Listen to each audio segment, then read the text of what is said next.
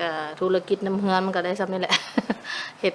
ครอบครัวน้อยเนาะเฮ็ดพอได้อยู่ได้กินมื้อเท่าใดมื้อนึงนี่ล้าน2 ล้านว่าสิซะต่อมื้อ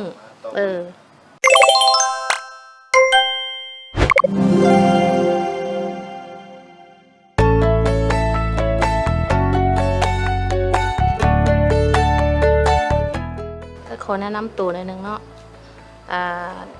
หันชื่อบุษบานามสกุลเฮืองประเสริฐได้เฮ็ดธุรกิจค้าขายน้ำเฮือนขายเครื่องแห้ง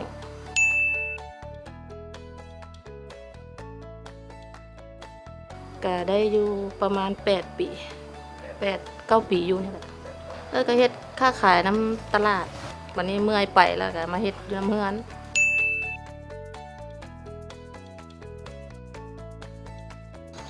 ก็มาหมุนเวียนในห้างแล้วก็หมุนไส้ในครอบครัว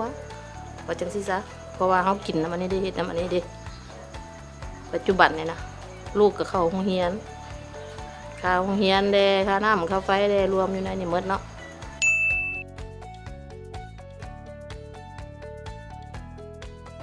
ก็ธุรกิจน้ำเฮือนมันก็ได้ซ้ำนี่แหละ เฮ็ดครอบครัวน้อยเนาะเฮ็ดพอได้อยู่ได้กินมื้อเท่าใดมื้อนึงนี่ล้าน2 ล้านว่าสิซะต่อมื้อ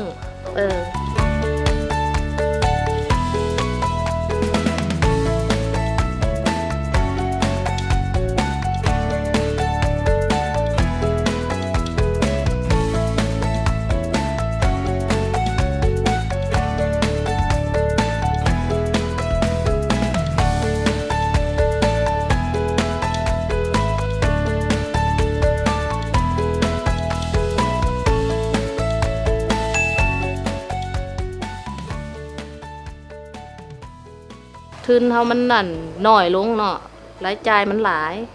ลูกเข้าโรงเรียนได้ไปจ่ายค่าโรงเรียนลูกค่าน้ำค่าไฟคันเฮาได้มาเฮามาหมุนสิเฮาก็ไปจ่ายเพิ่นคืนแล้วหากำไรไปจ่ายเพิ่นเนาะว่าสิซะ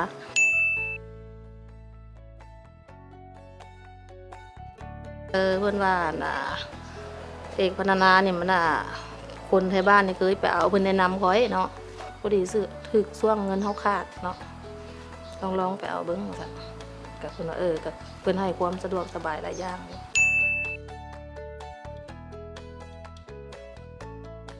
ขอแนะนำเนาะแล้วคันว่าอยากต้องการซื้อ